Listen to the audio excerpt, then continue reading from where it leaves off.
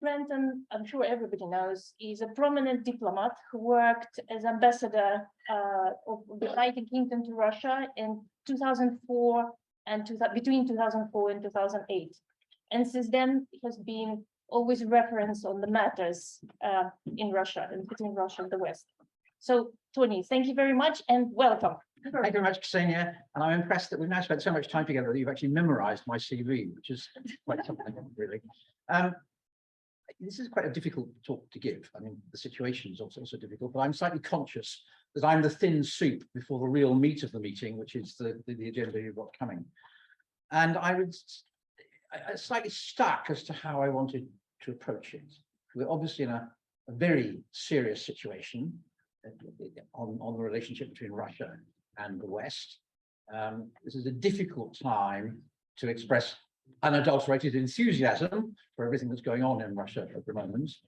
But I think it's an equally difficult time to go overboard in the other direction, and I'll say something about that shortly. So I'm sort of exiting from any sort of coherence here.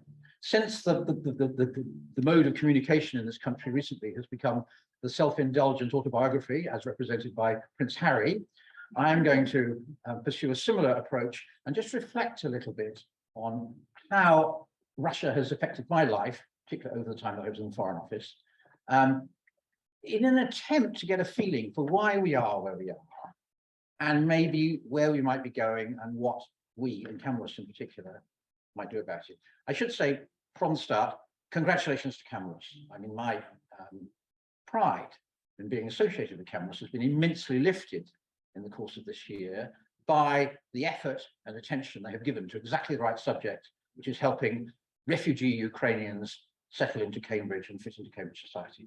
So my total congratulations to CamRuSS and everybody involved with that.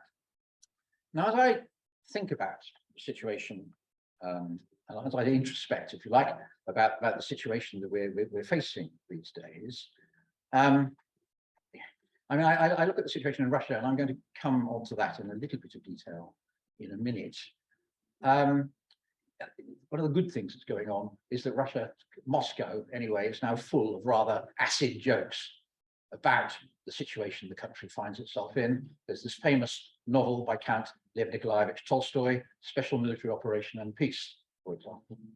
And the circulation of acid jokes is a rather good sign, in a way, of the health of Russian social and to some extent political culture in what is obviously a very difficult situation. And again, I will come back to that. I'm afraid you're going to hear an awful lot about Pushkin in the course of this lecture. And I'm very conscious that talking to Russians and Russian speakers about Pushkin by an Englishman is a very, very dangerous thing to do. I'm sort of intruding into the outer circle of a cult, in a way.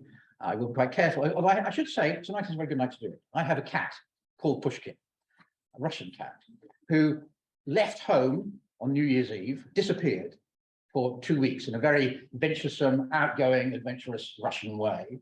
And we were kind of gave up hope that we were ever going to get Pushkin back, except that he did turn up back yesterday. So we're in a mode of celebration about Pushkin the cat, but also to some extent about Pushkin the poet, as I will go on to say. I grew up in the Cold War as part of the background to where I came from, getting into Russia. I was 12 at the time of the Cuban Missile Crisis. I was 18 at the time of the Prague Spring. Russia, the Soviet Union back then, was the dark other. They were the other side of the Cold War. They were a communist totalitarian dictatorship with which, who were viewed from a totally hostile lens from where I and most Brits were coming from. I did, and what we all do, of course, I read the great novels. I engaged with the culture as I was growing up. And like most Englishmen, I fell, like a ton of Brits, for Chekhov and for Tolstoy. I regarded Dostoevsky as totally mad. And Pushkin, to come back to him, I read with mystification. Why was this man so enormously central to Russian culture and looked very peripheral from the British English point of view to what Russia had given to the world? I didn't understand it, didn't much matter to me then, I moved on. But as I say, I will come back to Pushkin. I joined the Foreign Office in 1975. When you walk into the doors of the Foreign Office, you choose a hard language that you want to learn. There's a little list there, and Russian was on the list. And I looked at it about a nanosecond, because at that time, what diplomats did in Russia was read Pravda and looked at the order of politicians standing on the wall of the Lenin Mausoleum to see who was on the way up and who was on the way down. One of my distinguished predecessors as Russian, as ambassador, you couldn't meet Russians, you couldn't travel. It was a dreadful, dreadful job, really. And one of my distinguished predecessors, who later became our ambassador in Russia, said that the single most concrete thing he did in his 3 years at that time in our embassy in Moscow was design the ambassador's driver's new uniform. So I looked at Russian for about a nanosecond, said that's not for me. I actually learned Arabic. I went off to Cairo. I did other things. I did have one small experience of how rotten relations were at the time, because I befriended with, or he befriended me, a young Russian diplomat, similarly starting off his career at the time as I was starting off mine, and we had a couple of lunches together and so on. And then one day I was quietly taken into the embassy security officer's office and said, this relationship must stop. You cannot spend any more time with him. And that was a sign, as I say, of the freezing of relations at the time. So there it stood, and my career went off in other directions. I did Arabic, I was in Cairo, I was back in London, I did the EU, I did the environment for quite a long time, I did the UN.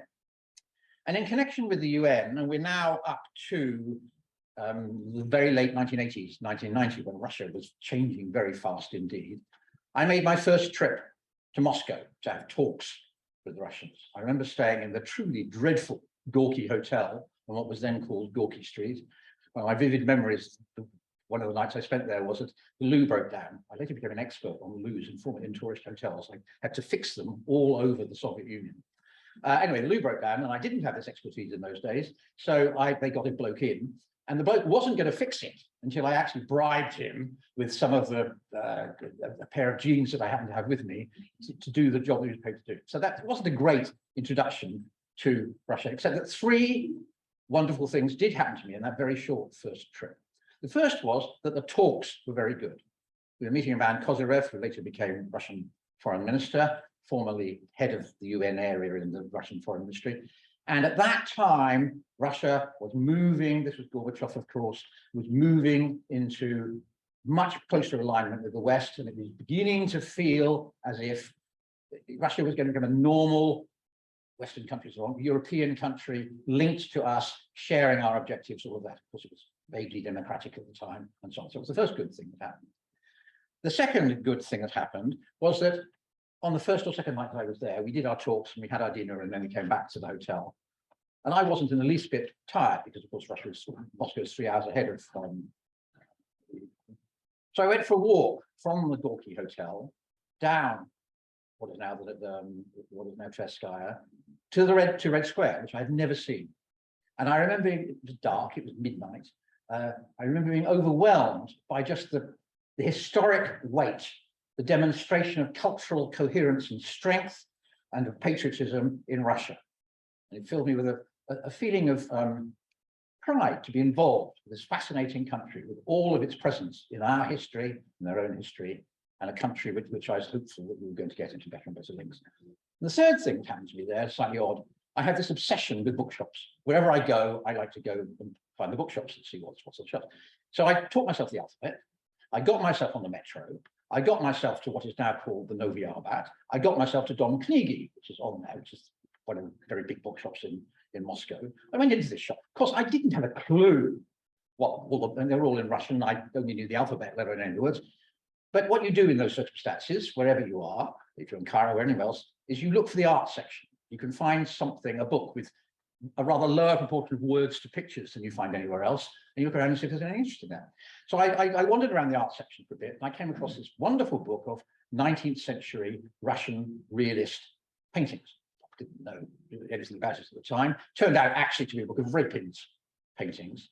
But I was seized by that school of Russian art and the politics of it and how they're involved in the society.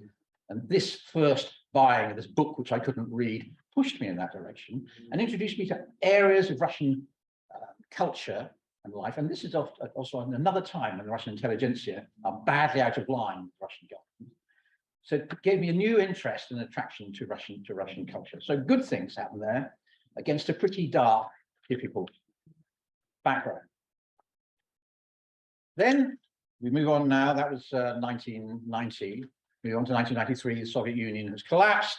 All of that. And my relationship with Russia took a more serious turn. I'd actually been in America doing the big environmental negotiation in Rio in 1992. I saved the planet. It's one small claim to fame. So we did the climate change negotiation. Then the Foreign Office didn't quite know what to do with me, so they sent me to Harvard for a year, where I wrote a book. And the idea was that then I would go on to a posting in Washington, D.C., except Foreign Office is no better at this sort of stuff than anyone else. It turned out halfway through the year that I was in Harvard that there wasn't a job in Washington, D.C. for me. So they pulled me back and said, Tony, what do we do with you? Do you want to go to Russia? And as I said, when this suggestion had been made to me previously, back in 1975, not on your life, but this is a totally different situation now. Situation of Russia opening up, becoming a friend, becoming a much more actively involved country in the world from our point of view, and a diplomatic posting much, much more interesting. You go out there not only to build links, but to help a country which is moving, you hope, in a helpful direction towards free markets, bolster democracy, all of that. So it took me a nanosecond to say no back in 1975, 76. It took me a nanosecond to say yes this time in 1992, 93. So they often taught me Russian for a year, which is a bit of a shock, really. And speaking as one of the few people in the Foreign Office who ended up speaking both Russian and Arabic, let me tell you, is much easier than Russian. Russian seems to me to be a language almost calculated to make life difficult for the foreigner. It's sort of like Pushkin, a sort of cult where Russians take pleasure. It's very difficult for a foreigner to join. I take a certain amount of satisfaction. I mean, for every English word, there are about 4 possible Russian translations. And it really matters which one you choose. It's extraordinarily, I found it extraordinarily hard work.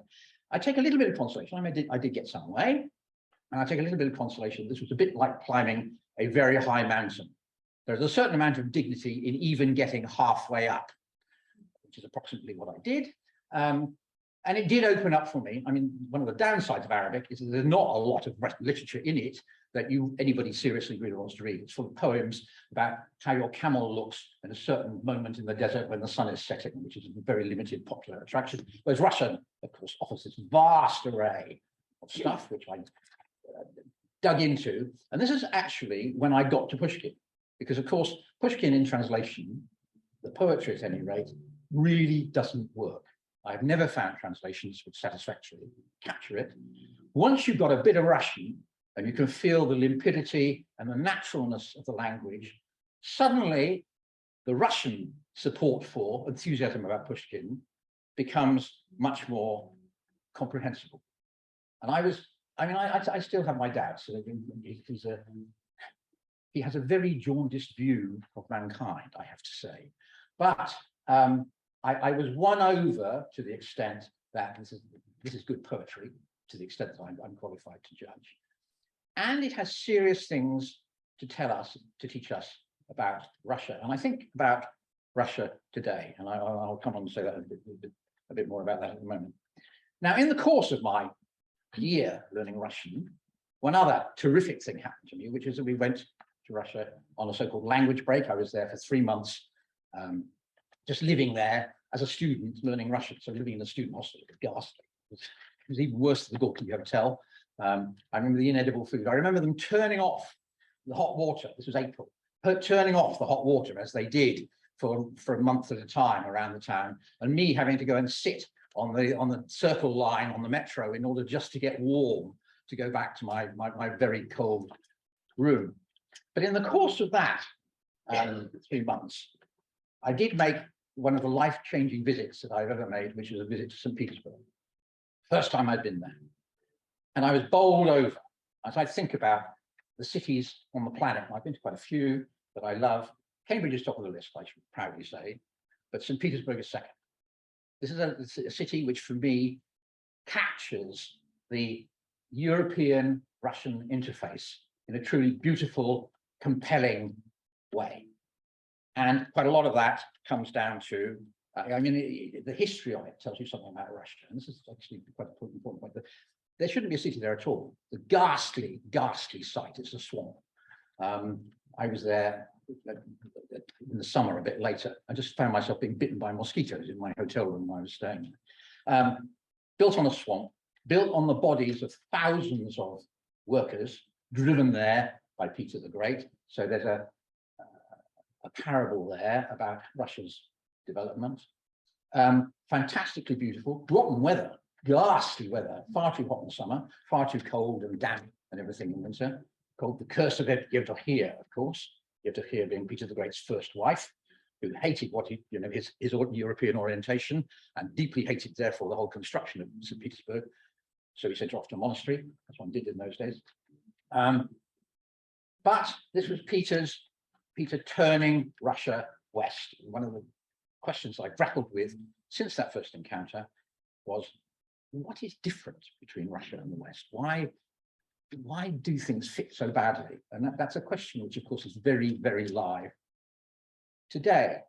And the other thing about Petersburg, of course, is for most of Pushkin's life, it was where he lived. And he addresses this question, I think, in what has been described as the greatest political poem of the 19th century, Nidny Vasadnik, Bronze Horseman, which is, at one level, an encomium of Peter the Great. And what Pushkin, this is Pushkin the poet, I should say, not Pushkin the cat, an encomium of Peter and Peter creating the Russian Empire and Russian greatness and all of that.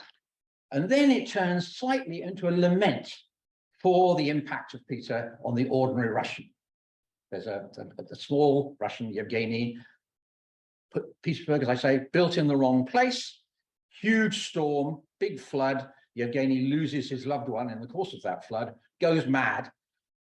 As you all no doubt know, there's a big statue of Peter in the center of St. Petersburg, the Bronze Horseman, big rearing horse and so on. Yevgeny makes the mistake of cursing the statue to its face, then gets the illusion, runs away, goes mad, falls. So the poem is a balance between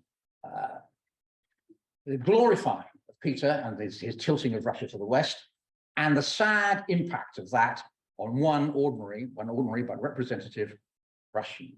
And you could, I find that anyway, elsewhere in Pushkin, this contrast as he finds it between a commitment in him, which he finds in himself. He, of course, started off as a young Barmy radical, supported the Decembrists, all of that, but quite quickly turned into a supporter of the Russian state, privately working for Tsar Nicholas I, writing poems, criticizing people who criticize Russia, all of that stuff.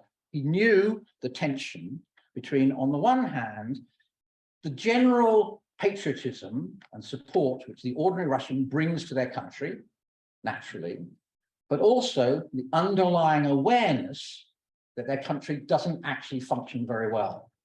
And, Pushkin himself said, if I can find him in the middle of all this, of course, I detest my fatherland from top to bottom.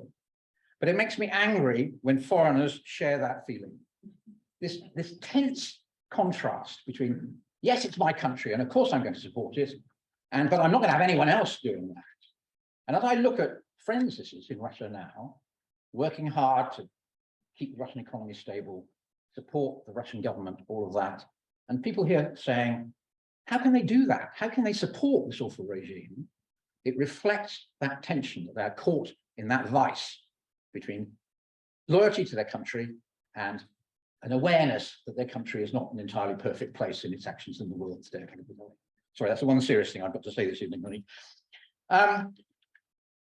But Petersburg became for me, in a way, the heart of what I thought Russia was about, both because it's a beautiful city and because of its symbolic associations. Another wonderful memory for St. Petersburg. I was flying in there for some meeting on the 6th of June. 6th of June, anyone? Yes. Which is very good. I'm glad. I'm relieved that, of course, you all knew that. Pushkin's birthday, Pushkin Day. So I fly in, and this is the White Nights. This is 6th of June. I come in quite late. I get the last flight in. I'm arrived at about 11 o'clock. I get into my hotel. It's, of course, still broad daylight. Sun doesn't set till 3 o'clock in the morning. So I go for a little walk from down Nevsky Prospect, which is my hotel, is into Dvarsovaya Ploshad, the big palace square there. And there are lots of Russians in one of the corners of Dvarsovaya Ploshad, doing something. I'm not quite sure what. So I walk over to see what's going on. And this is Russians who have sort of randomly gathered there on the 6th of June to quote their favorite bits of Pushkin to each other. That's how they're spending the evening of Pushkin's birthday. And I thought, this is extraordinary. We Brits have a great poet. We have Shakespeare. But I cannot imagine Brits gathering on Trafalgar Square, shouting bits of Shakespeare to each other. And I obviously I can't contribute, but they sort of draw me in. They give me a glass of vodka. They say, this is our great poet and all that. And it's a wonderful feeling of national unity around Pushkin on that night during the White Nights, which I will never, never forget. The other thing that I picked up from St. Petersburg on that first trip, I made a point of getting out to Piskorovskoye Cemetery, which is the big cemetery where the dead from the siege are laid. And you go into a cemetery and you expect lots of rows of nice crosses or whatever it is. You go into Piskorovskoye Cemetery, and what you see is a lot of mounds, hillocks.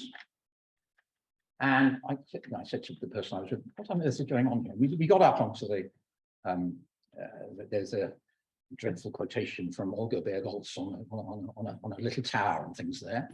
And we looked around and counted the mounds, and there were about 100 of them. And I said, what's going on here?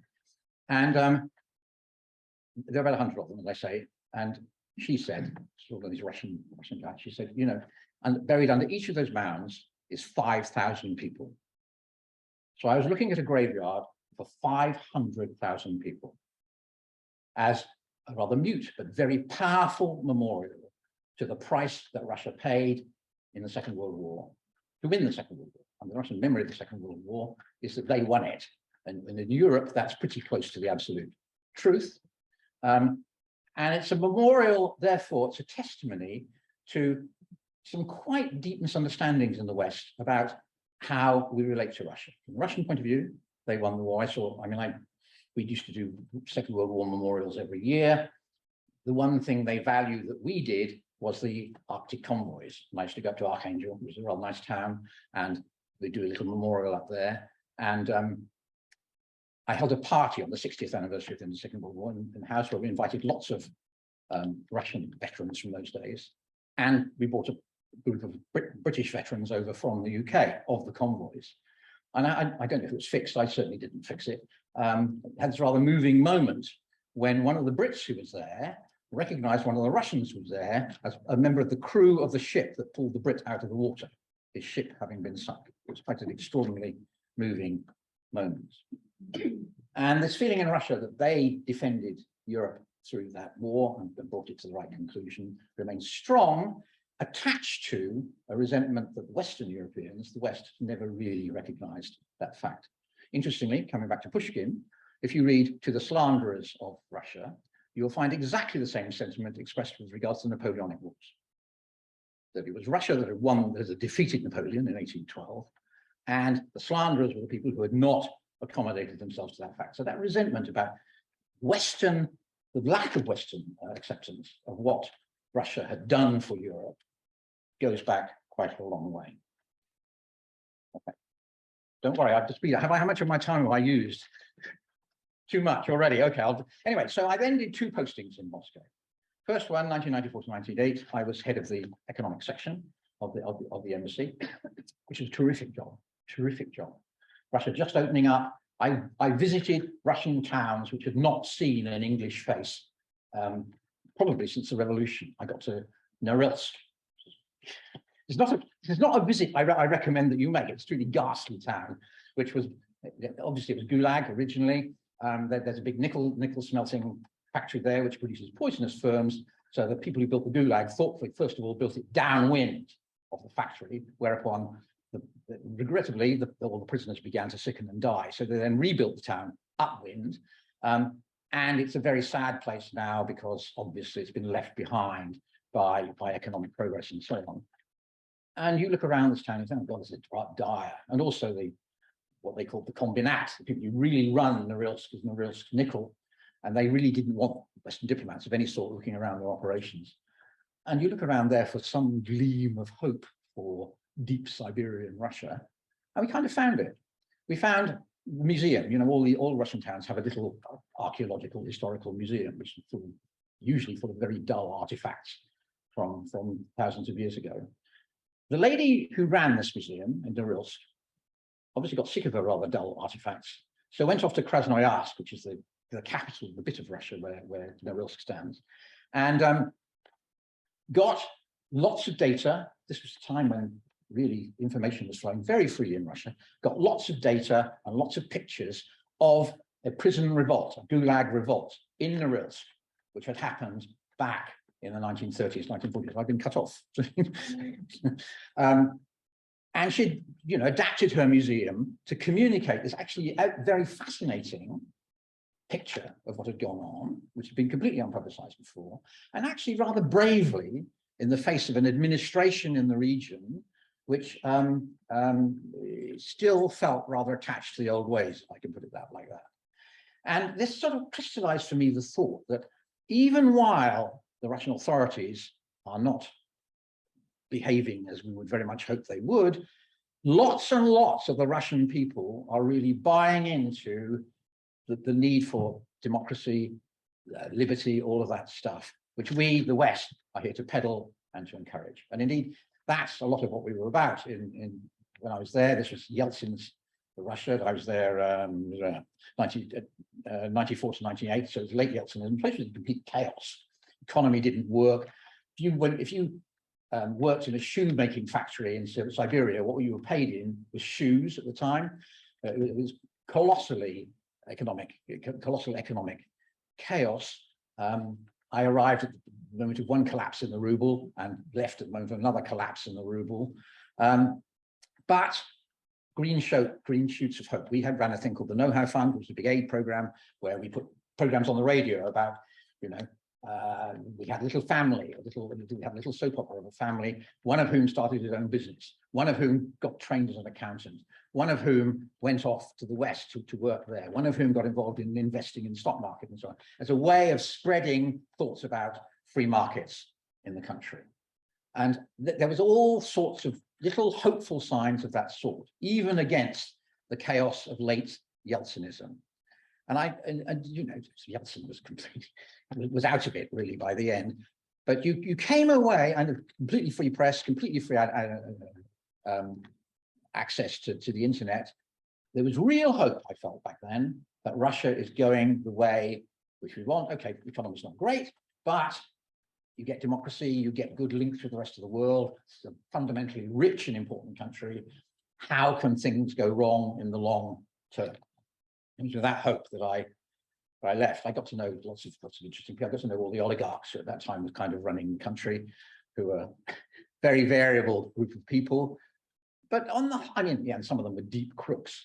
And some of them, the whole privatization process. I've got a couple of great stories about the privatization process, of which I'll tell you one. Of course, it was all done by vouchers. Vouchers were dished out to everyone, and then you could use them to bid in privatization auctions. And we had quite a lot to do with setting this process up. And I had a friend there at the time who owned a motorbike. And when these vouchers were ditched out, ordinary Russians on the whole were pretty skeptical about the whole process. This is a piece of paper given to you by a bankrupt government. How could it be worth anything? So what decent middle-class Russians did with these things was throw them away, or papered the wall of the smallest room in the house with it. Or there was some wide boy from the wrong end of town who came around buying them up for kopecks, but still, kopeck is a kopeck is a kopeck. So I knew this guy who wasn't a wide boy actually, but he saw what the opportunities were, sold his motorbike, went around with his suitcase full of rubles, bought privatization vouchers from all of his good friends, took his suitcase full of privatization vouchers to an auction, and came out of it with a machine tool factory with 20,000 employees. That was the turn you could make if you spotted the opportunities. Nothing dishonest in it. There was lots of subsequent dishonesty, lots of subsequent crookedness, but quite a lot of what happened at that time was actually a legitimate shifting of a lot of Russian wealth into more productive hands, if I can put it that way. So lots of reasons for hope, but also reasons for concern, because while a few people were getting very rich, an awful lot of people were getting much, much poorer, which is, I mean, one of the things I could see from my office window was people coming outside the Kievskaya station every day to sell their most valuable possessions for bread. It was tragic in many ways.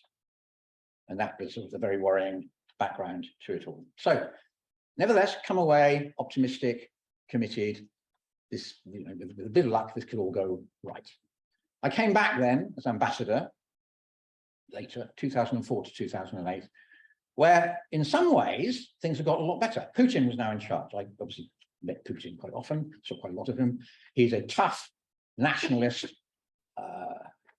What's the word I'm looking for here? Unprincipled is wrong, but very cynical about the means which he's willing to use to advance what he's principally about, which is making Russia great again, to coin the phrase. That's what drives him. That's what I watched driving him. I should also say he's a very cautious man, or was then. And one of the reasons why I got what has happened now completely wrong is because I assumed that a man whose caution was what I had seen would do the very stupid thing that he's done. Anyway, I come back, however, to a society, a Russia which is much, much richer, growing at 6% a year, lots of work for everyone, you know, out of the deep economic despond that had been under Yeltsin, functioning reasonably well as an economy, and therefore, of course, Putin immensely, immensely popular. I remember the Novy Arbat, as it became, Kalininskaya, as it was before that, was basically like, it was basically a copy of the Las Vegas Strip. Casinos all the way down it, mostly laundering money, but nevertheless, vast wealth visibly washing around town. So lots of money, and you know, we're all Marxists really. The country gets rich, then on the whole, good political developments would follow. But things were getting sour, and they, unfortunately, as far as the UK goes, they got pretty sour literally while I was there as ambassador. Putin re-elected to his second term in 2004. The election contained elements of fairness, but I knew lots of opposition politicians who had now stopped talking to you freely in your office or at home. They insisted on meeting you in distant cafes from the centre because they thought they were being listened to, and therefore they didn't want the authorities to listen to them. The editor of Nezavisima Gazeta, a newspaper I got to know quite well, found himself confronted with a situation that his assistant was framed on drug trafficking charges because of an article that he had written. That sort of thing was going on. And in the election, if you were an opposition politician, what you found it very difficult to do was get a hall where you could actually speak. Because, yeah, they'd take your booking, and then the day before, it'd be mysteriously cancelled. Those sorts of things went on, and you could feel the air coming out of the democratic process. Putin's view, he didn't quite say this to me, but his sidekick, Vladislav Surkov, did say this to me. He said, democracy is all very well, but what people really want is good government. What they want is the mafia off the streets. What they want is to win the war in Chechnya. What they want is the oligarchs tamed. Putin, from the point of view of the ordinary Russian, delivered all that, but at the price, sadly, of Russian democracy, and to some extent at the price of my comfort as ambassador there. I was there for the murder of Alexander Litvinenko. For a while, I had my embassy was full of policemen investigating this thing. I had to deliver the extradition request to the Russian prosecutor general, who didn't quite laugh in my face, did take it in a suitably formal way, but of course they were never going to deliver on it. Then we had to react, so we kicked out a whole bunch of Russian diplomats from London. They then kicked out a whole bunch of British diplomats from Moscow. There's nothing sadder really than an embassy to which that sort of thing is happening. Your community, and that hits morale very badly. So there's all of that going on. And the Russians, I still don't understand this, and it isn't really funny, but the Russians decided, amongst other things, that the British Council, nice people, culture, Shakespeare, Morris dancing, what have you, their job around Russia was to do all that and teach English. The Russian authorities decided the British Council were obviously a nest of spies. Now, I can't think of people less spy-like than actually the British Council. So I said, nonsense, of course they're not. And they said, and we have an agreement which allows them to operate here. And I said, bugger the agreement, they're to go. And we said, well, no, they're not going to go. So they then did various underhand things like calling in our local staff, the Russian staff, the British Council, full interrogation by the FSB, which left us with the thought that we really had to protect these people and we really had to close it down. It was a very sad moment, but a sad moment with an encouraging edge, because while this was going on, there's a wonderful lady called Yekaterina Genieva, who used to run the foreign language library in Moscow. Lovely, lovely lady. And she, for me, not the least, because I am the only British ambassador who has been published in Vaprosi Literatury for a lecture I gave in Russian called Shakespeare the Russian. So this is the high point of my cultural life, really. But she was the host of the British Council. The British Council was based in her library, and she herself came out forcefully and in public against what was being done to the British Council, and got a lot of other people to do exactly the same, including Mikhail Petrovsky, name familiar to all of you, the guy who runs the Hermitage, sort of the ultimate. If there is an aristocracy these days in Petersburg, then he's in it. And a lot of other senior cultural figures came out in flat contradiction to what their government was. And I was encouraged that there's still that degree of opposition and autonomy in these organizations. The other thing I remember at this time, which is not so good, NATO was expanding. Now, I'm not going to go on at length about this, although I feel quite strongly about it. And NATO ambassadors went out around the country to try and explain to ordinary Russians that this wasn't directed against them, which it wasn't. And you know, this was going to produce a friendly, cuddly NATO. So I went to Yekaterinburg to do one of these sessions, give my talk.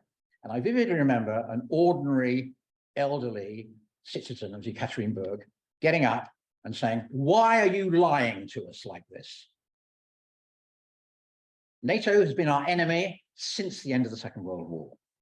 You're expanding it. We were all talking about common Europe and one common European home and Europe from Vancouver to Vladivostok. You lied to us." And you know, he was a veteran. I had a little chat with him afterwards and tried to calm him down, but he obviously was very strong. And this brought home to me actually how we were failing to understand how strongly Russia felt on this issue. As I left the end of my ambassadorship, which by the end was a completely broken down thing, I found myself being chased around town at one point by Nashi, local communist youth, really, because of a speech I made about human rights in Russia, which contained nothing but quotations from Vladimir Putin, actually, but nevertheless, and this is kind of indicated to me that it was probably time to go. Two things happened, which kind of, to my mind, set the seal on things going steadily downhill from here on in. First was the Georgia War. Things happened. The Russians found themselves fighting the Georgians and then invaded Georgia. I was sent along to the Russian Foreign Ministry to protest. How dare you invade this poor, innocent country? I saw, he's a friend of mine, Grigory Karasin, who was ambassador here at one point, and he was the man dealing with Georgia in the Foreign Ministry. And I remember, I can still hear it. He said to me, "But Tony, they fired first," which is actually the case. Actually, if you look at the records, it was the Georgians who attacked the Russians rather than vice versa. And I tell you that little story to tell you something about the Western press, because of course, you read Georgian war recurs now, of course, in current circumstances. No one ever mentions the fact that it was actually the Georgians who started the war, not the Russians. And that's worth, I mean, I read the Western press on Russia with deep, deep skepticism. That's one small, I think, quite compelling illustration of why. The other thing that happened at this time was NATO's Bucharest summit, which was a shambles in all sorts of ways. But in its concluding document, it said that Georgia and Ukraine will become part of NATO. Now, this was probably the stupidest thing that NATO has ever done. There was no mechanism, there was no timing, any of that. But, and I can't obviously reveal the reporting that I was sending back to London prior to the summit. But happily, my US colleague at the time, the US ambassador in Moscow at the time, was a guy called Bill Burns, who's now head of the CIA. And his telegrams at the time have appeared in glorious Technicolor on WikiLeaks. And he comes up with this, this magnificent phrase. He said, as we talk our way around Russia, from his phrase, the most knuckle-dragging inhabitant of Putin's Kremlin to the most liberal of Putin's opponents, they all hate the idea of Ukraine joining NATO. was true then, still true now. We think of this as Putin's war, but actually Putin represents a very significant strand in Russia's view of itself and its relationship with the world. And that, you know, that's been a big part of the background to where we are now. I'm going to draw just 4 conclusions from all of that. And I've talked that I hate to think what time it is. Okay, I'm going to, you gave me 20 minutes to hear. Right, 4 quick conclusions. Firstly, what Putin has done is indefensible. We want to live in a world where big countries don't attack small countries. Then Russia has to lose this war. There's no question about that in my mind or in the minds of anyone I deal with, including, I'm afraid, a lot of Russians. They understand that, patriotic though they may be, their country has taken a very big wrong turn on this issue. I mean, famously, Talleyrand, who was Napoleon's foreign minister, when Napoleon did something particularly egregious in his foreign policy back then, said, it's worse than a crime, it's a mistake. And that is totally true of what Putin has done. He's launched an indefensible war, which he's going to lose, and it is right that he does. Secondly, however, we, the West, we didn't cause it. I don't know what would have happened if our approach had been different, but we certainly contributed to the situation we now find ourselves in. I've mentioned the expansion of NATO. I've mentioned other areas. I mean, for example, way back, famous story that when Clinton, newly elected president of the United States, first went to see Putin, newly president of Russia, he spent a lot of the time complaining about what the Russians were up to in Chechnya. Now, there's lots to complain about what the Russians were doing in Chechnya, but that was not the idea. I mean, from Putin's point of view, this was the US trying to intervene in what was an internal Russian matter. And Putin never took Clinton seriously again. He paid a big price for, in Putin's mind, intruding into what he regards as the internal business of Russia. So the West has made big mistakes in its handling of Russia, and that's, I mean, it's history now, it's unavoidable, but it's worth bearing in mind if ever we get the situation back to a more level pegging. Thirdly, and I've said this already, Russia must lose the war in order to recreate, to leave us with a world which is less dangerous than it might otherwise be. But fourthly, there have to be real worries about things which have happened in the course of this war. Particularly, we've all seen this, the sort of blotting out of Russian culture. I read an interesting article in The Guardian a few weeks ago saying we should all stop listening to Tchaikovsky. This in the Nutcracker season, really, because it's Russian. And we've all seen lots of ludicrous examples that attack on Russian society, on Russian culture, going way beyond what is needed to respond to the political behavior of the Russian government. This comes back to a point that I think, as I said, Pushkin captured, that the ordinary Russian may not much like what his government is doing, but he behaves, he is loyal to his country. And I don't think we punish them for their loyalty to their country.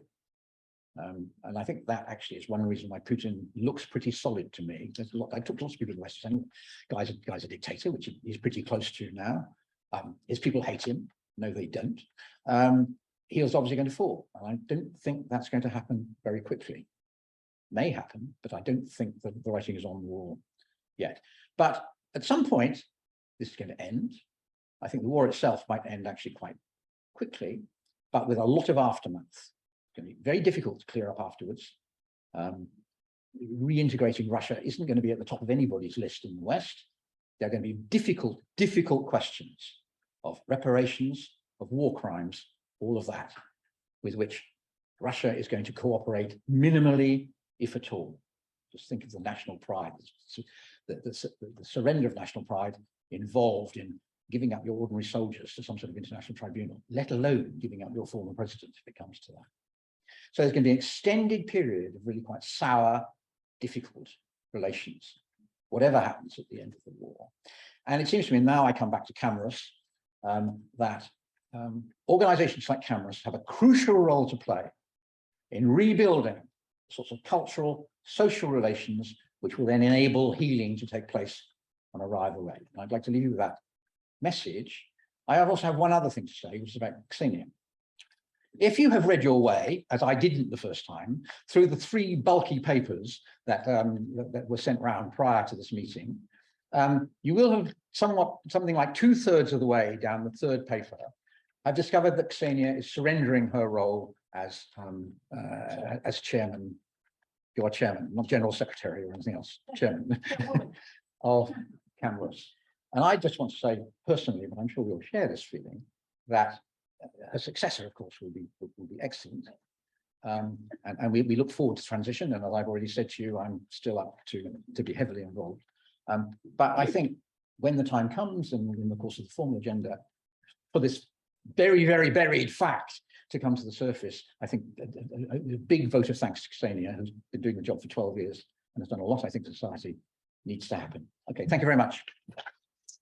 I'm afraid now we will ask you to concentrate on our more mundane things, and we will try to be, and I ask my colleagues to be as quick as possible in covering the 2 years of our life, the highlights of these 2 periods. So the first part will be reports, and I would really ask you to keep your questions towards the end of this part. So just to help us to speed up the process. Yeah, you can see our agenda, which is quite full, and so in the end, you keep your questions. So I'll start. If you try to remember 2001, yes, we're still in the middle of pandemic, and but thanks to the support of the members, we actually did very well, and so we attracted new members via online events. And only towards the end of the year, we had some events in person. We attracted 2,000 plus participants, which was a record time for us. And our income looked very healthy, thanks mostly to the donations of the members, because we didn't charge for our events, but people donated during the events. And also there was a individual donation of one of our patrons, Libby Howie, who helped us through the most difficult times of 2020, 2021, by donating us money to survive, and also to be able to hire the part-time assistant who helped us a lot in streamlining our operations. So thank you very much. So in the end, we ended up with a healthy surplus in the most difficult time. And our organization, I will not thank everybody here in person, but this is how the organization looked like. We welcomed a new patron, Professor Emma Widdis, who joined us in 2001. And unfortunately, sadly, we lost one of our distinguished honorary advisors, John Barber, who passed in June 2001, and he bequested his library to CamRuSS. And then we welcomed part-time administrator Laura Thomas, who was supported by Elvira Chirumova. And just quick overview, I will do it very quickly, but you see what different events we ran in 2001, covering from geography to history, the Siege of Leningrad. We even did art auction online, Gagarin's visit to UK, poetry, then we marked Bulgakov's birth anniversary and Sakharov, and we still continued our usual social events like Mayovka barbecue. We welcomed Evgeny Vodolaskin, talked about Russian art, White Nights, and former Mitsky Alexander Florensky gave a talk from Moscow. Then we had a treasure hunt, traditional treasure hunt, looked at Londongrad, again, Mushroom Walk, history, just marked 200th anniversary of Dostoevsky's birth. And then towards the end of the year, we welcomed Sir Tony Branton with his talk to Russia between East and West. I think it was the first in-person talk actually of 2021. We even held Russian Film Week screening, Next Station Russia, and then Anthony Prost did a fascinating talk about British awareness of Russian culture over 3 centuries. And we ended up the year with an online cookery class by Elena Riddle. So this was just the highlights of 2001. Obviously, it was a very busy year. But now I'm going to reports for 2022 quickly. As you know, we were all shocked in February by the war. And as Tony mentioned, we got together, all our volunteers, had consultation meetings, decided what we can do in this situation, how can we use our resources to help the situation and also to help those people really affected by war. So we developed 3 directions, social culture adaptation events, which we held 28 in the course of the year. Then we launched basically within a week, ESOL classes for refugees from Ukraine coming. And I want to thank all the volunteers who joined together to deliver these classes from as soon as April 2021. And during the year, we held 2 lots of these classes and helped over 200 students just learning language. And one of the students is actually here with us. I know you don't understand all English, I say, but this is Olga Sologub. And she was one of our students of English classes, and she joined our society from Ukraine. Я потом переведу. And so we were running telephone helpline as well, and distributed Vodafone SIM cards to Ukrainians. We still running Cambridge for UA chat, and many people here are still contributing to this chat. And we raised for Ukrainian support initiatives over 20,000 pounds via personal donations and also by grants. And also all the funds that we raised during events were also dedicated to Ukrainian support initiatives and also to the hardship fund to support our initiatives within CamRuSS. And this has been supported by over 60 volunteers. And we're very lucky to hold dinner on the 27th of September at Jesus College, which we wanted to thank just the core team of volunteers. This was the beginning. This was who helped from April till summer. And this is just a lovely picture of some of the volunteers who are not here with us, but many people helped. So as a result of the year, we had a little bit downturn in the number of members. And when we spoke to them, we asked why. And some of them didn't renew their membership because we gave less online events, and people joined during pandemic from different parts of the UK and also outside the UK. And then they said, we're not renewing because we're not connected to you as much. During 2022, our income, as you see, was quite healthy, but this is thanks to the grants that we managed to secure in support of the Ukrainian initiatives. This was direct donations just to the Disasters Emergency Committee, for instance. This is we and to CamRuSS. This is and to the church, which held also our classes where the volunteers were running it. So miraculously, we ended the year in plus of 5,000 plus thousand. And the organization structure you can see here, which was supporting, but many volunteers who were attracted by our Ukrainian support initiatives. And many of these volunteers are here with us, who then were suggested and they joined our board of trustees later. And I cannot thank enough everybody who were with us during this difficult time and who are still with us and who helped our charity, so I would say to accomplish our new goals that we developed in this critical situation. And then just the key highlights of the events in 2022. We started collaborating with the Fitzwilliam Museum and did some excursions, thanks to Lena Karol. Then we marked Yuri Lotman's birth anniversary, with Sifa did a film screening, again marked Dostoevsky's 200th anniversary. This was our first event after the war, after Russia invaded Ukraine. Vitaly Pisarenko gave a remarkable concert where all the money we raised went to Disasters Emergency Committee. And he's coming back this year. I'm very pleased to tell you, to do another concert. That we welcomed Varisa Kunin. The event was organized by Sayara Thompson and Marina Barrow. And this was May Day barbecue, which was, I think, an important one, because this is the first time we brought together also people from Ukraine. We invited our new members of the community to join us. So this was a joint singing and sharing in Vandelbury Park in May. Then we marked anniversaries in Egyptologies by online talks. Did a talk, Markarina Kakrel, one of our members, to talk about how the wars end. We also marked Queen's Jubileum, Platinum Jubileum, by the art exhibition of local artists, which was supported by the grant from the local council, and marked White Nights and Inigo Songs and Music, where it was a Zoe's birthday anniversary, and we also had a very diverse group of people singing and sharing together. Workshop was for voice management and Karnichikovsky anniversary. Then the big event organized by Katya Natska was 130th anniversary of Marina Tsvetaeva. It was marked with evening of music and poetry. It was also a charitable event. And all the fundraised went to the hardship fund. And we had traditional forest walk in October, where organized by Dima, we also had lots of Ukrainian guests joining us.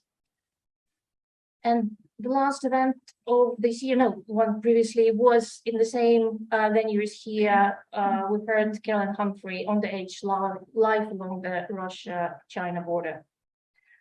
And the event, which was brilliantly organized by Isabella Warren, was CamRuSS Christmas dinner at Colonia Club. And I think we counted over 10 different nationalities which were there, all joined together and sharing toasts for friendship. It was like we were saying, it was like a house of friendship, you know, with people from different parts of life and different nationality who really joined together. And just an overview of the CamRuSS for Ukrainians events, at a list of the topics we covered and how many people you can see were involved in doing them.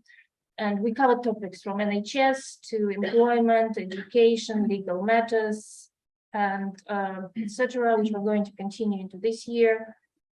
And during the work, we also managed to set up collaborations with some government organizations and other local charities and colleges. And so we tried to continue working together to find synergies in what we do.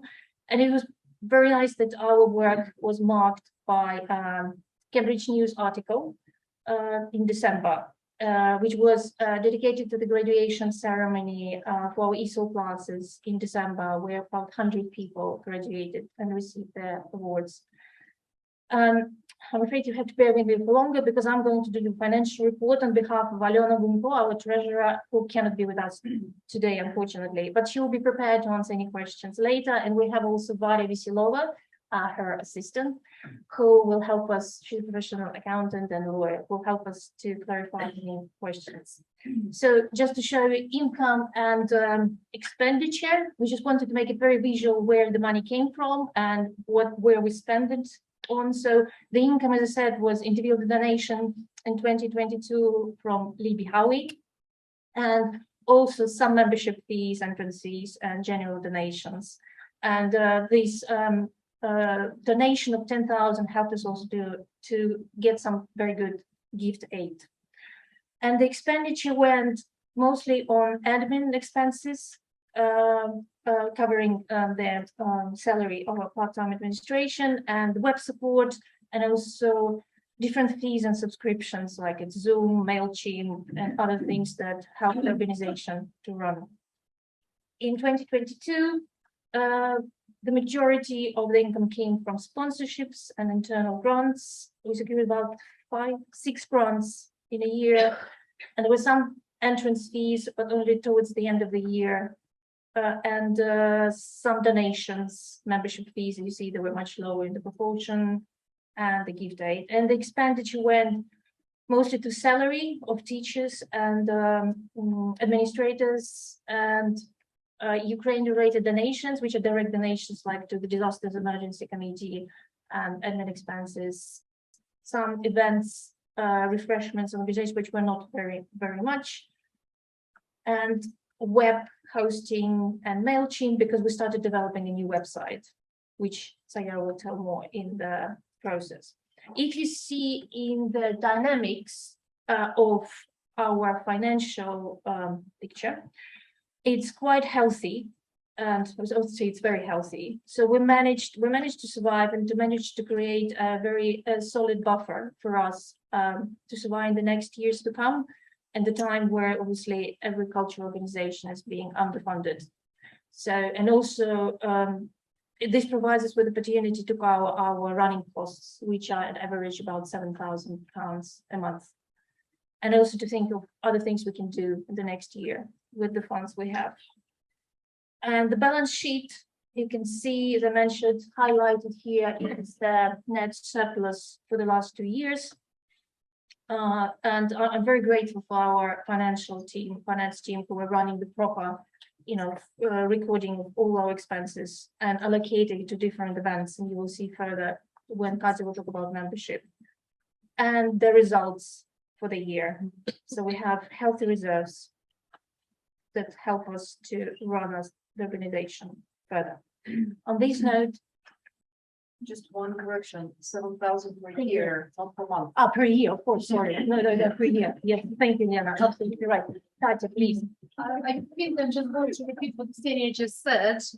First of all, I'm a membership officer. I'm the person who welcomes you to CamRuSS, reminds you to renew a subscription, and also nags you when you need to, when it expires. So with all the questions, basically, I come to you and you come to me.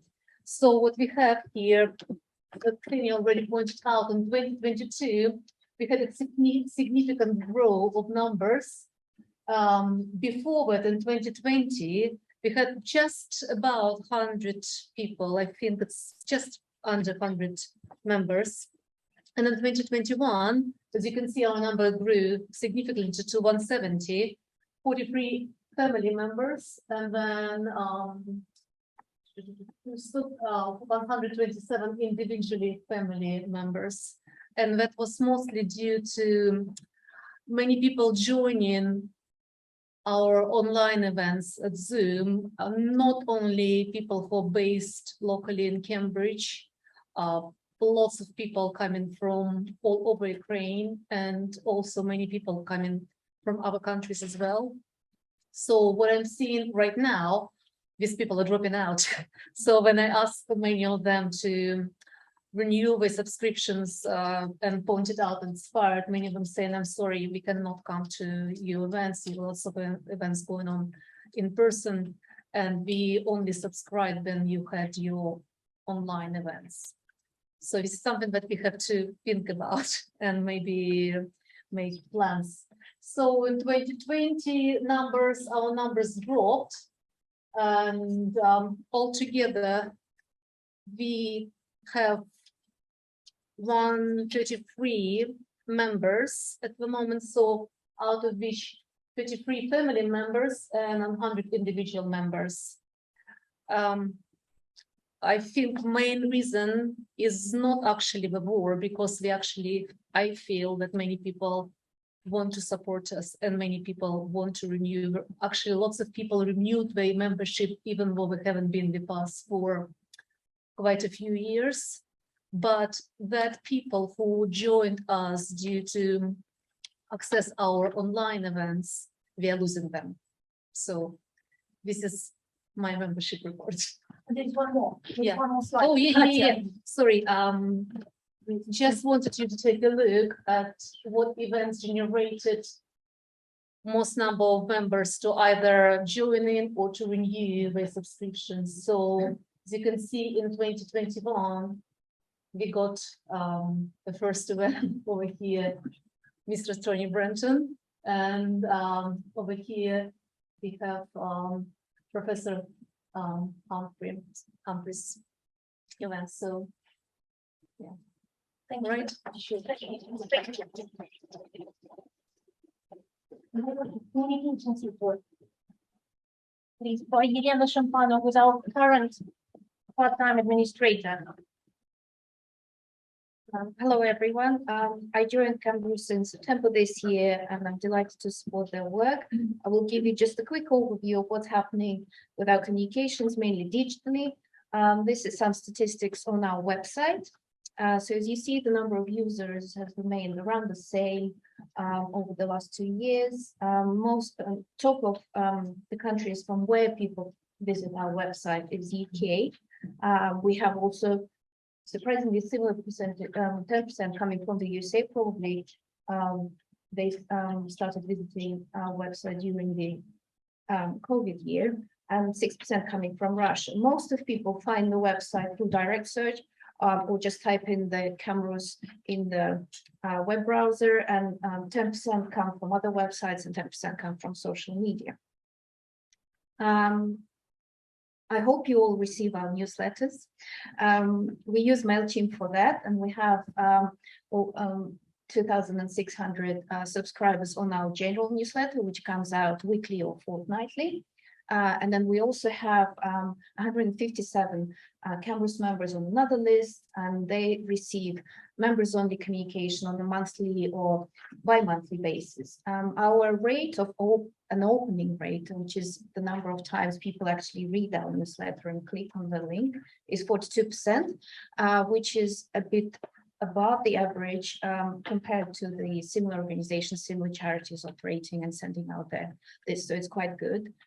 We did launch the new layout in September. I hope you like it. Please do let us know. There is always an email at the end of the newsletter. First of all, if you don't receive a newsletter, do let me know today. But if you do, and if you have any ideas on how we can improve it or any suggestions on what else we can include in there, please do let me know. So our regular newsletter came out 41 times in 2021 and 42 times this year. And our members only newsletter came out 7 times and 11 times respectively. We operate 3 social media channels: Facebook, Instagram, and Twitter. Our reach on Facebook has increased significantly, as you can see, probably due to the amount of new posts published on Facebook. Instagram reach and visits remained around the same. You will see that places from where we have followers from remain also quite targeted. We have people visiting from Cambridge and London, so that shows that the posts that we're making, the people who follow us find relevant information on our social media. We have some people coming from Moscow and also Cambridgeshire. We have 161 followers on Twitter, and the engagement rates have increased, again, probably due to the new posts and the engagement we have produced just recently. I just want to encourage you, if you are on social media, to follow us on Instagram and Facebook and Twitter, and it does increase our visibility if you like or share a post. So please do that. Greatly appreciate that. Thank you.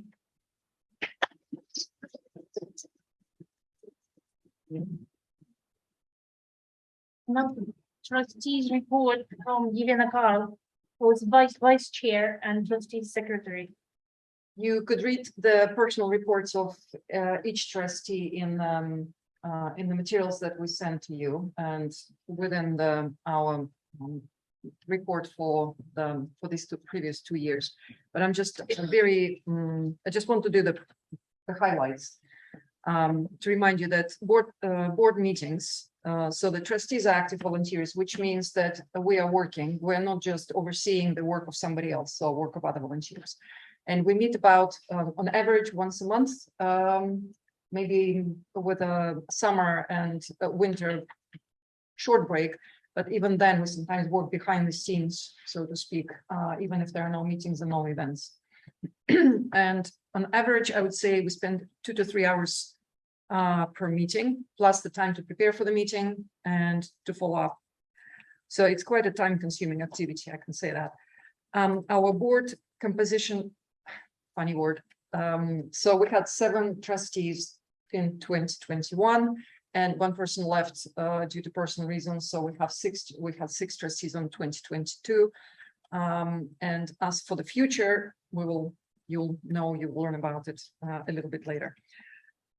You probably know and you noticed that all the trustees, previous slides, all trustees have specific roles. And besides, sort of within those roles, sometimes not substitute, but we help each other. And if one person cannot do something, then another will help. And on top of that, majority of the trustees actually event organizers. So we don't just look after the as a treasurer or as a secretary, but or chair, but it's a lot of sort of work organizing events and so on. So we also, as a trustee, we act as a human resources department, because when we needed to find administrative assistant, we hired 3 administrative assistants. So that's starting with advertising, writing, accepting and sorting through applications, and interviewing people, giving them tasks, and deciding who to hire. So that's another duty that we kind of have. We're always actively looking for people who are willing to help, who are willing to join the society, not just as members, as also as more active volunteers, and eventually from volunteers and from members become trustees and so on. Attracting people to be our patrons is also something that we understand the importance of it, and we understand the meeting, because the people who are our patrons, you are here, you are giving us support, moral support, and also informational support, and just encouragement. I also have to say that help with forming our strategy. The Board of Trustees are the first first part of CamRuSS, or active part of CamRuSS, that have to respond to any world events, as it was 2.5 years ago. It was COVID, and now it's the Russian. I lost the word. War. Besides the events and running the society, also have some special projects, and Sayar would talk more about website. So it's more of a long-term plan. So not just every day and month to month, or planning 6 months ahead, but a little bit looking a little bit further. And the last thing I would say, also preparation for the AGM and running the AGM is also what trustees do. And I think that's about it. Thank you. I think this is a brief the report for the 2 years of our work. And then this is the time, if you have any questions, please. And maybe on Zoom, if we can ask if they have any questions that we can address this particular time. And these reports will be sent to all members. So we'll have the opportunity to look into more details of what we discussed very, very briefly. If there are no questions, this particular term of time, then we would invite you to vote that it's one of the procedures that we accept as members, accept the results, not the results, the reports of 2021 and 2022. So we do it, yes, we do a poll on Zoom. And we do here. And we do here, and they'll say, like, do you vote to accept the reports? Yeah. Do you approve CamRuSS reports for 2021? Single choice, yes or no? I guess I'm not supposed to vote. Yes. Yes, but just to, yeah. Yes. If you can hold your hand, I'll just count you. Oh, okay. Yeah. That's fine. So Thank the, you. the 2 people abstained from voting. From voting, okay. Or said no. I don't know. What do they, does this count? If their hand- I think abstained. Is it People abstained? abstained, and then You have to ask if anybody's. Oh, maybe somebody who doesn't accept reports, doesn't approve the reports for 2021. Are there somebody who don't approve reports? No. No, then it means abstained. okay, 2 abstained, and then I don't think I'm really eligible. You are. Ah, That's why I didn't remember. okay. Then- Otherwise, come. yeah, okay, okay. okay, so everybody voted yes, then Yeah. in the Good. room. This is good news. This is good news. Yeah.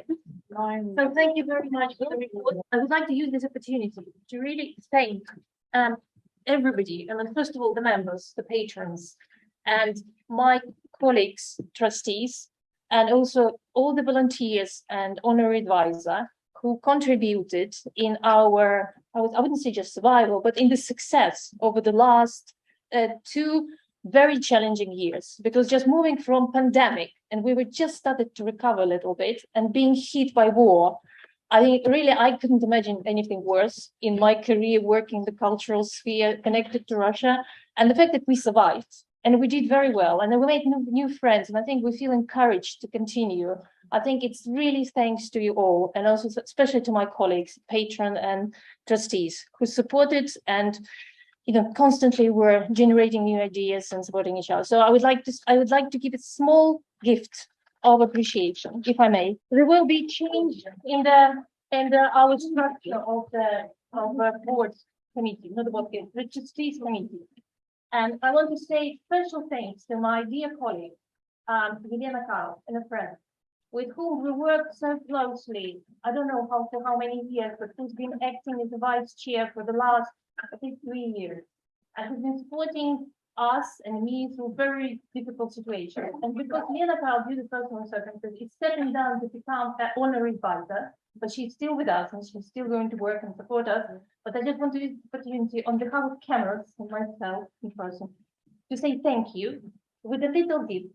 It's a little flower in a glass, which like hopefully, like I look at you, like that you will be protected and nurtured. And CamRuSS is always here, to look after you. And also there is a small thing for memory. Oh my God. You will open and understand what it's like and what the why.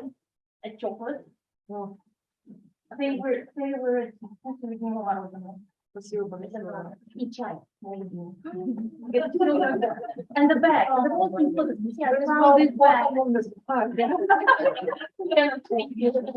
And one more thank you, which is a very quick thing. I would like to say special thank you on behalf of the Board of Trustees to Libby Howie for hosting our strategy meeting, if you remember, which was very crucial for our society. And we went without flowers. We felt so bad.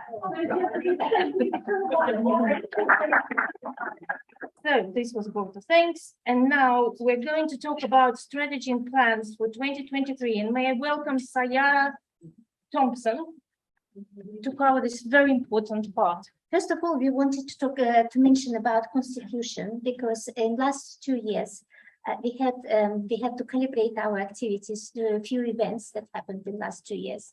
So first of all, during pandemic, when we moved to the online events, we were very pleased that our audience grew immensely, and we had the audience attracting up to 150 people on Zoom, and the geography of our participants expanded beyond East Anglia.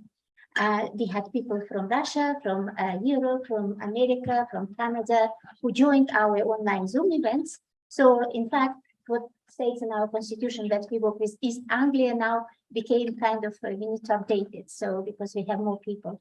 And secondly, when the invasion started in Ukraine last year, we also felt that it was important. We were in very difficult position, and we were thinking what we ought to do, because it will be very difficult to work for us. But then thanks to advice from our patrons and Xenia's vision and everybody else, who joined that effort to think how we are going to work, we started doing a lot of things for Ukrainian people and supporting them.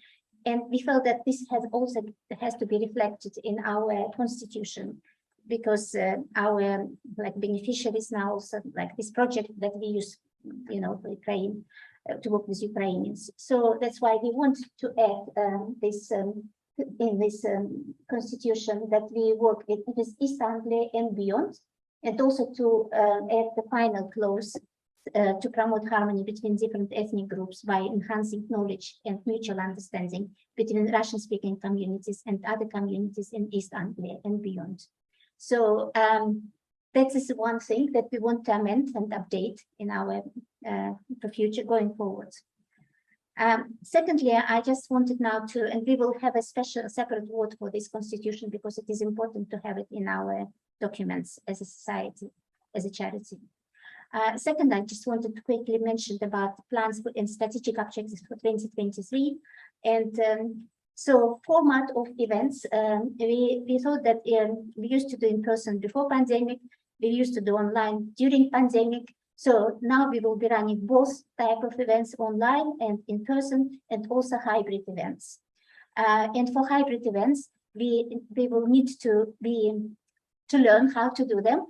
We have done some trial events like today's, for example, and we still are on the learning curve. And thanks to Olga, who borrowed equipment from her Scots Polar Institute, I think, to bring today. So we are now trialing and seeing how it works, and we are planning to purchase the special camera and 360-degree and microphone. So we will be able to run our hybrid events and also record them and make them available for our community. So we think it will be beneficial for everyone. And also after these discussions about what type of events we will be doing in the next year, when we met with our patrons and we discussed our strategic kind of objectives and talks for the next year, types of talks that would be of interest to everyone and will not irritate, hopefully, some people. So we will be trying to do talks about environment. We will continue working with Ukrainian project first.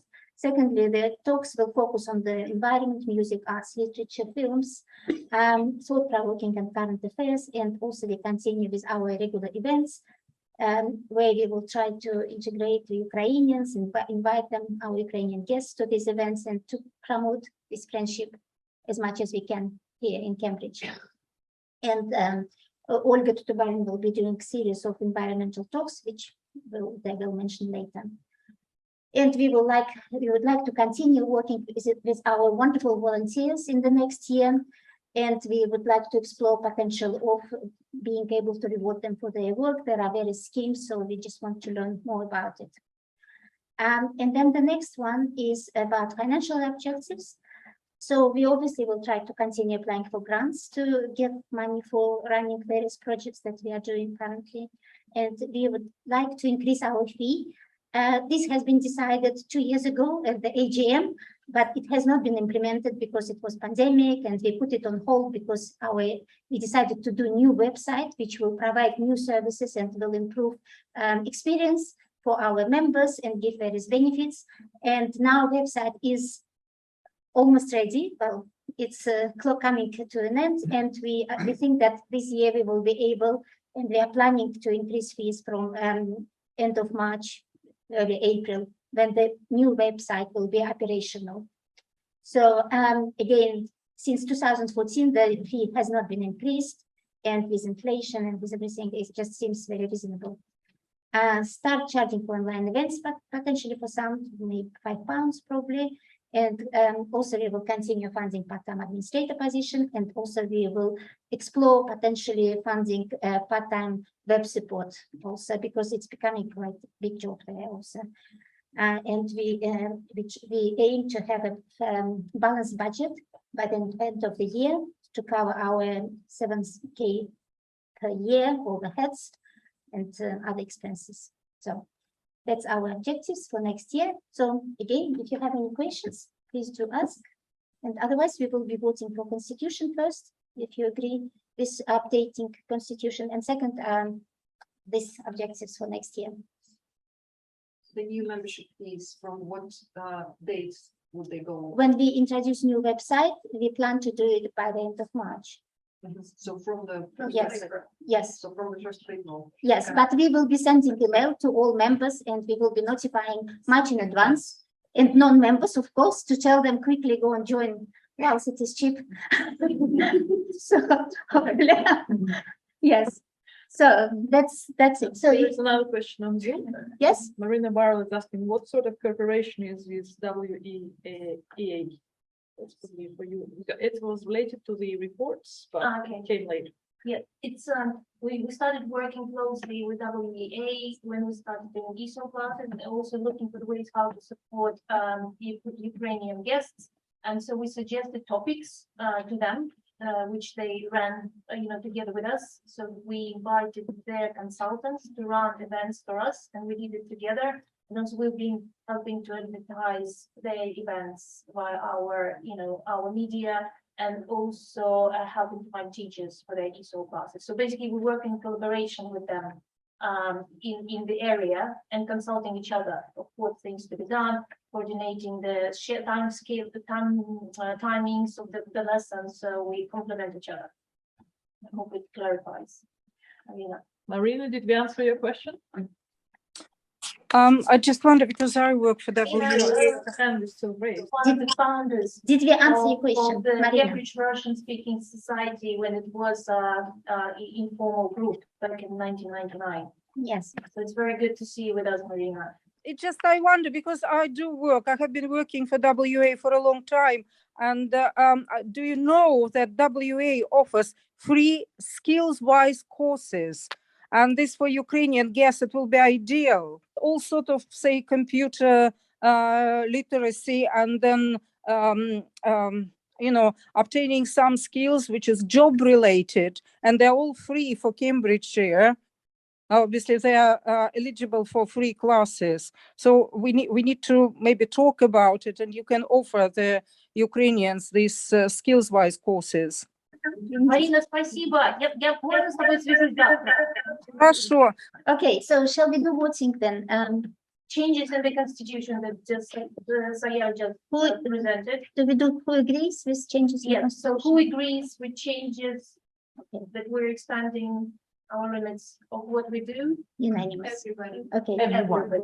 Everyone in the room, and 4 members. And so far, and also And second for the, and strategic objectives and the increase in membership fees that was planned for many years previously. yes, okay, So yeah, just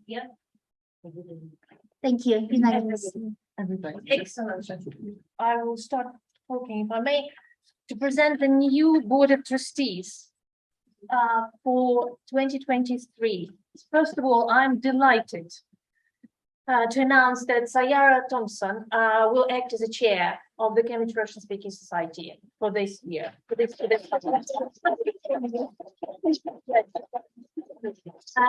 Sayara has been a member of CamRuSS for 10 years, and she joined the board of trustees in 2021. She organized a few events with Boris Akunin, with Tanya Yurasova, Treasure, but she's been helping us all the time behind the scenes, and she's been one of the most loyal and organized members, I would say. She's now managing the new website project brilliantly, and also she was the one behind the formulating the strategic objectives for 2023. Sayara was born in Moscow, lived in Uzbekistan, but had strong ties with Moscow through her previous work and research work. She graduated from Tashkent Technical University, so she holds MSc in computer engineering from Tashkent Technical University, and also postgraduate diploma in computer science from the Essex University. So she has a very strong technical background, but she has very good soft skills as well. She worked in different roles in NGOs, private sector, education, and also at the British Embassy in Uzbekistan as information and PR officer. She worked in the Doctors Without Borders project and also UN Development Program. And she was based for 2 years in New York. In the last 20 years, Sayara worked in Judge Business School Entrepreneurship Center and was running new programs, short programs, including International Summer School for Entrepreneurs. And also at the time, she was based in Alumni Relations Department, and she's known to be wonderful in building new relations, keeping relations going. And also she's one of the most diplomatic members of our team, which is not easy in our group. And so I cannot thank you enough, Sayara, for stepping in and offering the wealth of knowledge that Sayara accumulated over the years. And also she knows our society inside out as well. So I think she's a great asset going forward. And also I'm delighted to welcome Alla Viktorova. Alla Viktorova has been helping society during pandemic because she was running online conversation group for people who really wanted to improve their Russian. And then when the crisis happened in February, Alla was one of the first to step in and offer her help in every initiative we could do to help the Ukrainian refugees. She started running the first ESOL classes in April, and she's been supporting me in every event, almost every event we did together, for Ukrainians, information, collaboration, and everything else. So Alla, she's a professional journalist. She graduated from the Moscow State University and worked as a journalist in different newspapers and business magazines. She's producing content and doing events management also in marketing. And I think she's an invaluable contribution and asset to our society. Oh, thank you so much, really. And Olga Tutubalina. Olga Tutubalina is a geographer specialized in Arctic and mountains and how they're affected by the climate change. Her first degree was in geography from Lomonosov State University, Then she read MPhil in remote sensing at the Department of Geography at Trinity College, University of Cambridge, and then did a PhD in polar remote sensing at the Scott Polar Research Institute. She's been assisting CamRuSS with different activities helping Ukrainian refugees, including the helpline, Telegram chat, help with running CVs and employment, advice on schooling, education, and also technical support for our hybrid events. And we've been working very closely with Olga this year. It was a great honor and pleasure, Ola. Thank you. And she's really one of the most, as many of you, but the invaluable, I would say, members of the board for the next period.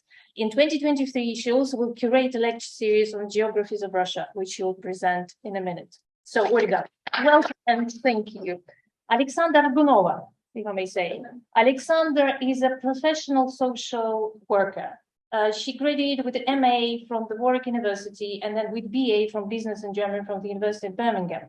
Sasha was born in St. Petersburg and lived there until 2022. Then she came to the UK and developed her career in social work. Sasha joined us. 2002, sorry, 2002. Apologies. Since 2002, Sasha has been in the UK. And Sasha has been working at the Edinburgh City Council, CamRuSS City Council with vulnerable children and adults. And Sasha joined us as a safeguarding lead earlier this year. And she's been organizing safeguarding seminars and trainings for our volunteers. And she's holding the reins for everything to do with the policy and all the documentation and everything else. And Sasha, so thank you so much for all your work done this year. And she's been helping on other events as well, social events. So Sasha, welcome. Thank you. And Sayana Namzarayev, she's not with us today. She's doing research on the border between Russia and Mongolia at the moment. She's an anthropologist. She's a senior research associate at the Mongolian Indo-Asia Studies Unit, the Department of Social Anthropology at the University of Cambridge. She was born in Chita in the Baikalsky region. And then after graduating from St. Petersburg University, she did her MA in Taipei, in the National University of Taipei. Then she was awarded a PhD degree in political and cultural history of pre-modern China at the Institute of Oriental Studies. After that, she held a number of research teaching positions around the world and then came to the UK. Sayana sees her contribution to CamRuSS in promoting multi-ethnic and multi-regional diversity of historical and present-day society in Russia, as well as attracting to CamRuSS activities more of the UK-based researchers doing research in Russia and in the post-Soviet space. Sayana, she was the one who launched the telephone helpline back in April, and she's been actively supporting all our initiatives. And she's a great asset to our group. So she's remotely with us. She just apologized herself that she couldn't join us because she's in the place without connection. But I would like to welcome her. And yes, and I'm not mentioning all the people who are staying there and continuing to work. It's like Alena Gunko, who is not with us today, Ekaterina Natste, Oksana Gerasimova from the Geography Department, and the rest. So if I may, and also, if I may say, honorary advisors, Tanya Yurastova, who's unfortunately not with us, Zhanar Davletov and Yelena Karl, and organizing committee. These are the most active volunteers who've been really carrying out certain roles throughout the time. It's Beverly Lodge, who's doing proofreading, Natasha Bacon, communication, Tina Mezes, all outdoor events. And we're delighted to be joined by Varvara Veselova, if I may introduce. She's a great, she's a lawyer, is specialist in finances. If I may just summarize, how would you finances? I'm finances for education, but I work in the legal department for some years now. And also in the relationship building, because when I read your CV, which is very impressive, you've done lots of things with compliance, reaching compliance and building new projects and managing them throughout. So Varvara kindly offered her help in financial side. So thank you. And also part-time administrator Helena Shampanova and Elvira Churyumova, who is working behind the scenes, helping our society. If I may say, thank you. I might say we have a very strong board for this year. And, so I would like, sorry, again, clapping, but it's like a Soviet, the communist thing. So really, once again, good luck, Sayara.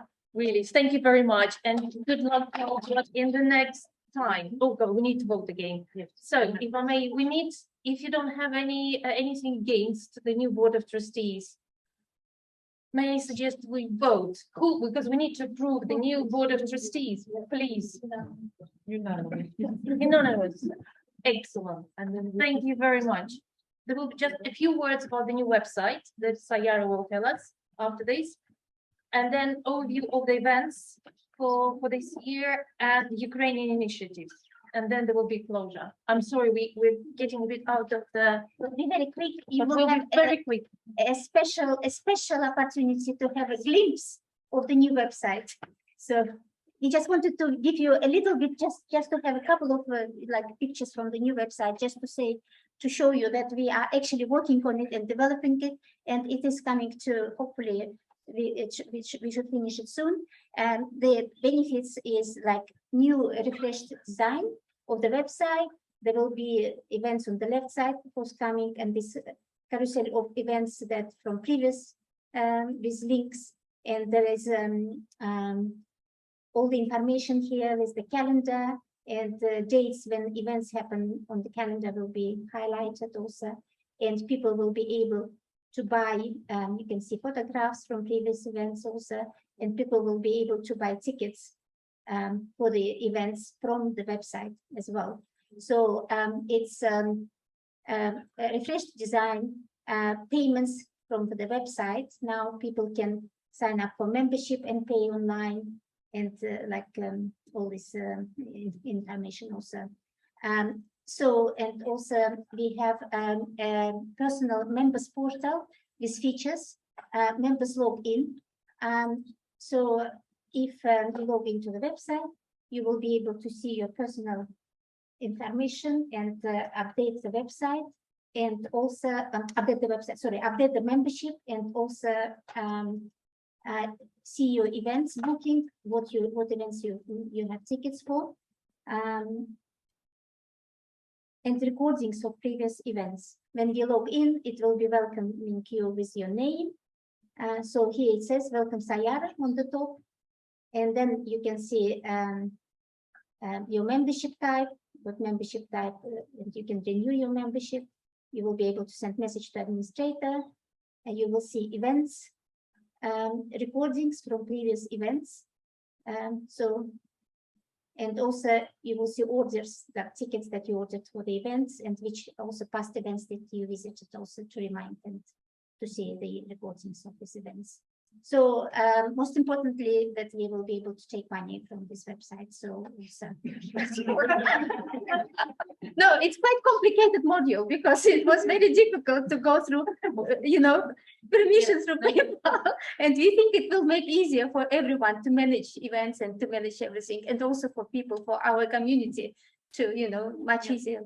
If I may add, what you sometimes see on the outside, it looks so simple, and it looks like it's just seamless, and everything is just happening on its own, but actually there are a lot of work behind the scenes. So this is actually making the work behind the scenes a little bit easier, believe me.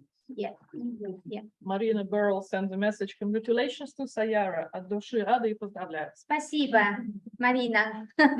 Okay, so that's it. I don't want to take any of your time and to show you other speeches, but you have some idea how it will look like and what will be happening. This is our plan for the next 6 months. As before, we included some events that happen every year, like the barbecue and white night singing, social singing. We also put AGMs here as well.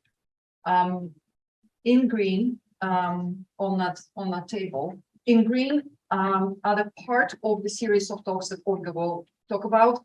The rest is proposed events in different categories. You can see whether it's history, music, poetry, more history, more music. One of the things that I want to mention right now and invite you to come, if you haven't registered, if you're not coming yet, then if you don't know yet, then it's the anti-war poetry evening. We're planning this event to commemorate the 1 year since the Russian invasion of Ukraine. And this is our way of protesting and at the same time supporting the people who suffer in all continents, on all continents, in all countries. It's going to be in Zoom. There are the editor of this book, as well as 5 translators and some regional authors of the poetry who will be there. We hope the regional poets will be able to join us. And besides that, I want to say that because CamRuSS has a good and strong reputation now, the people who came and gave talks to us before, for our audience before, or who came and presented, there was a concert, for example, they played.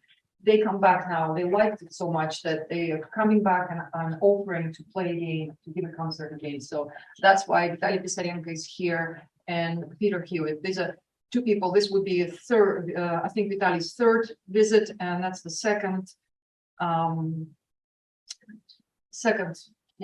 time with us. Now I think I'm gonna give the microphone to Oля. Yeah. And I'll stay Thank here you. in case you have questions. Well, I'm going to use my connections as a geographer coming from Moscow State University, which is the biggest geography faculty in the world. I know lots of Russian geographers, prominent Russian geographers in Russia, and also some prominent geographers in the West who study Russia. So we are trying to balance climate, environment, and development economy. So in the first half a year, we will have climate change, development of Arctic cities and Arctic frontiers, including Norilsk, and economic geography and how it transformed in the wartime. And in the second half of 2023, we'll probably focus on indigenous nations and indigenous geographers. But maybe there will be also something else. Questions now, or do we have some? No. Is there any questions? Is there any questions right now? Comments now? So the last agenda point is cameras for Ukrainians. Basically, we are continuing to roll out ESOL classes this year. We secured a grant from South Cambridgeshire District Council to run the class until the end of March. And we're looking for other opportunities to continue so during the year. We'll be running social culture adaptation events on a monthly basis. And the telephone helpline is working as an answering machine. Yes, and Oля Tutubarin at the moment is managing it. So if we get any inquiries, we call back and then deal with it.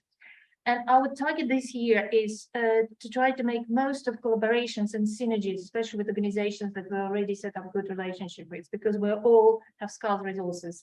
And so it's like it mentioned, we're working together with WEA, coordinating our activity also with the local councils, and hopefully we will work closely together with Cambridge for Ukraine. We will be looking for grants again and doing fundraising in support of our Ukrainian events. And we will be also holding regular consultations with our volunteers on a monthly basis. And the next one is going to take place, it will be the first one for this year, on the 21st of January at 5 o'clock on Zoom. So if you would like to join, or if you know anybody who would like to join, this is the time when we really brainstorm what we can do and how we can work together, and who needs support and which directions we should concentrate on. And there was a question here, anything else? So if there is anything else this time you would like to share with us, let us know, or email us at camrusukraine@gmail.com. This is the email address where we ask to send any suggestions and comments about what we do. There was also, do you have any comment suggestions at this particular moment of time, just about cameras for Ukrainians? We try to be very brief because of time. There was a suggestion to hold a demonstration on the 24th on the 24th of February, when we are holding this anti-war poetry eating. Alexei, do you mind saying a couple of words about your proposal? Because this is the time.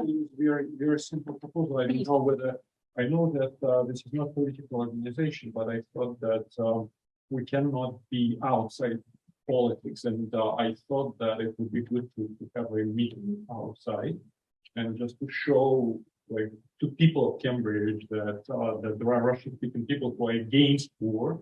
And I thought it's very important because I kind of personally feel that everything like Russia and start to get associated with everything bad, which should not be the case, right? And I just thought that 24th February would be very right day to just go to the street and show that Russian speaking people are against war. So that's all I propose my time and effort to if you need some organization of that thing, but Probably we don't I have do not have experience. experience. We don't have experience with that. And just want to say, maybe you should try to talk to Cambridge for Ukraine, to Ukrainians, because we're really powerful together. Yeah. Like just whatever, like, but I would need a lot of advice on what exactly to do, and I would be happy to try to do whatever is needed. One suggestion. Yeah. Not suggestion, but more like a reply. Great suggestion. The only thing, because we're already planning the Zoom evening in the evening, or Zoom event in the evening, rather. I personally don't want to do an evening meeting. So I don't want to do a Usually meeting the meetings protest. start at 2 o'clock, for example, for Ukrainians. Yeah, I'm because thinking they're that like- if it's a lunchtime, then even people who work or they're busy during the day, they might be able to come out during lunch break. And I know that with CamRuSS for UA or Cambridge for UA rather, there are very similar names, and sometimes people confuse who is who. But in general, it's a big group of Ukrainians who started protesting since the 24th of February. And I know lots of Russians are going there with "I'm Russian, I'm against the war." So don't necessarily have to be associated with one society or another. But I think the supporting them, I went a couple times. I haven't been attending as much as some other people. I know that somebody's going like to the church service every week. They go there. I think it would be good to collaborate with them on that, know what their plans are, if we can do it together. Do you have any contact? Yeah, we have Okay, so we have the contacts. Yeah, their contacts. I- So if we do that during the day, and then we have the poetry reading in the evening, which is absolutely. kind of, yeah, I think fitting. Yeah, do you have any comments, suggestions? Do you agree with this idea to do it? I think, yes, we definitely should publicize this suggestion I would and even get say people to join. Yep. we can advertise our Zoom meeting in the evening as well, with little flyers, because if Ukrainian people want to join as well. Yeah. Yeah. Thank you, Alexei. I think this is a very good moment to discuss this, and then, okay, if then no more comments, Jeff, I'm sorry, but we might have to ask you to vote again. For plans for 2023 that were presented by Yelena Karl and Olga Tutabalin and general person of what we're working on. So do you approve CamRuSS plans for 2023? Yes. Thank you very much. Thank you. Are there any more questions, comments, or anything else at this stage? Please. I've got Simon. one comment, which is that sitting here this evening, the overwhelming impression for me is how astonishing well this has been led this year. I would not want to finish without expressing that admiration, which I hope everybody will share. Thank you. Thank you very much. Thank you, Simon. And this note, then closure. This is the We would moment. like to close this meeting if you don't have any questions.